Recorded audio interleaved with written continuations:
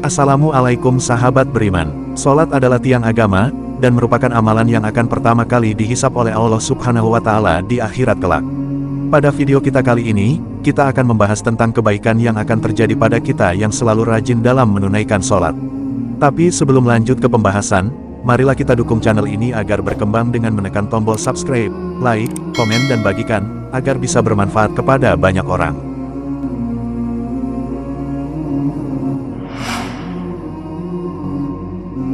Salat sebagai salah satu bagian penting ibadah dalam Islam, sebagaimana ibadah yang lain juga memiliki banyak keistimewaan.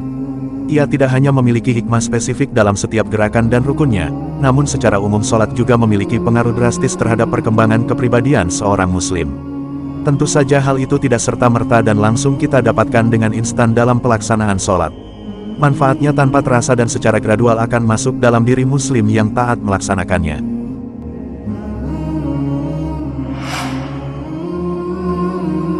Salat merupakan media komunikasi antara Sang Khalik dan seorang hamba. Media komunikasi ini sekaligus sebagai media untuk senantiasa mengungkapkan rasa syukur atas segala nikmat. Selain itu, salat bisa menjadi media untuk mengungkapkan apapun yang dirasakan seorang hamba. Dalam psikologi dikenal istilah katarsis, secara sederhana berarti mencurahkan segala apa yang terpendam dalam diri, positif maupun negatif. Maka, salat bisa menjadi media katarsis yang akan membuat seseorang menjadi tentram hatinya. Salat sebagai tiang agama, penyangga bangunan megah lagi perkasa. Ia sebagai cahaya terang keyakinan, obat pelipur lara, obat penyakit di dalam dada dan pengendali segala problem yang membelenggu langkah-langkah kehidupan manusia. Oleh karenanya, salat dapat mencegah perilaku keji dan mungkar, menjauhkan hawa nafsu yang condong pada kejelekan untuk mencampakkannya sejauh mungkin.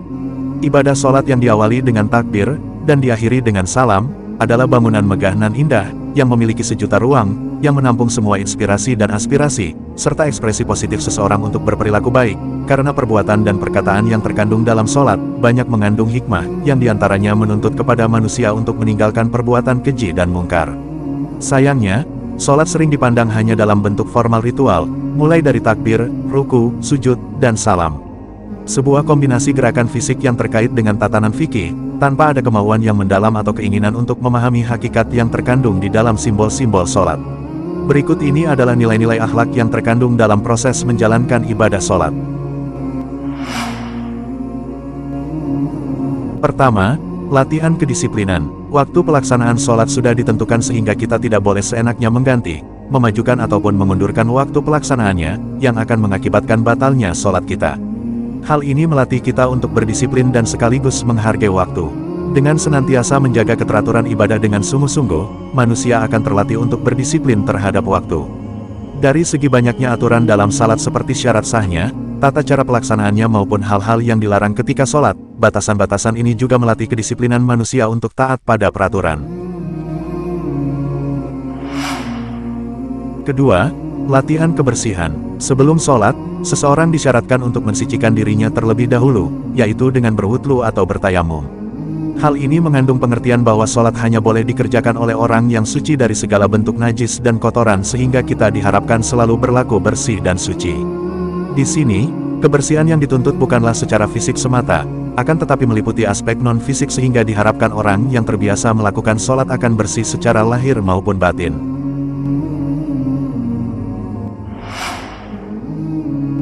Ketiga, latihan konsentrasi. Salat melibatkan aktivitas lisan, badan, dan pikiran secara bersamaan dalam rangka menghadap Ilahi. Ketika lisan mengucapkan Allahu Akbar, secara serentak tangan diangkat ke atas sebagai lambang memuliakan dan membesarkan, dan bersamaan dengan itu pula di dalam pikiran diniatkan akan salat. Pada saat itu, semua hubungan diputuskan dengan dunia luar. Semua hal dipandang tidak ada kecuali hanya dirinya dan Allah, yang sedang disembah. Pemusatan seperti ini, yang dikerjakan secara rutin sehari 5 kali, melatih kemampuan konsentrasi pada manusia. Konsentrasi, dalam bahasa Arab disebut dengan khusyuk, dituntut untuk dapat dilakukan oleh pelaku salat. Kehusyukan ini sering disamakan dengan proses meditasi. Meditasi yang sering dilakukan oleh manusia dipercaya dapat meningkatkan kemampuan konsentrasi dan mengurangi kecemasan. Keempat, latihan sugesti kebaikan. Bacaan-bacaan di dalam sholat adalah kata-kata baik yang banyak mengandung pujian sekaligus doa kepada Allah. Memuji Allah artinya mengakui kelemahan kita sebagai manusia, sehingga melatih kita untuk senantiasa menjadi orang yang rendah hati, dan tidak sombong. Berdoa, selain bermakna nilai kerendahan hati, sekaligus juga dapat menumbuhkan sikap optimis dalam kehidupan. Ditinjau dari teori hipnosis yang menjadi landasan dari salah satu teknik terapi kejiwaan, pengucapan kata-kata, bacaan sholat merupakan suatu proses autosugesti, yang membuat si pelaku selalu berusaha mewujudkan apa yang telah diucapkannya tersebut dalam kehidupan sehari-hari. Kelima, latihan kebersamaan. Dalam mengerjakan sholat, khususnya bagi seorang laki-laki, sangat disarankan untuk melakukannya secara berjamaah. Dari sisi pahala, berdasarkan hadits Nabi Shallallahu Alaihi Wasallam, jauh lebih besar bila dibandingkan dengan sholat sendiri-sendiri. Dari sisi psikologis, sholat berjamaah bisa memberikan aspek terapi yang sangat hebat manfaatnya, baik bersifat preventif maupun kuratif. Dengan sholat berjamaah, seseorang dapat menghindarkan diri dari gangguan kejiwaan seperti gejala keterasingan diri. Dengan sholat berjamaah, seseorang merasa adanya kebersamaan dalam hal nasib, kedudukan, rasa derita dan senang. Tidak ada lagi perbedaan antar individu berdasarkan pangkat, kedudukan, jabatan, dan lain-lain di dalam pelaksanaan sholat berjamaah.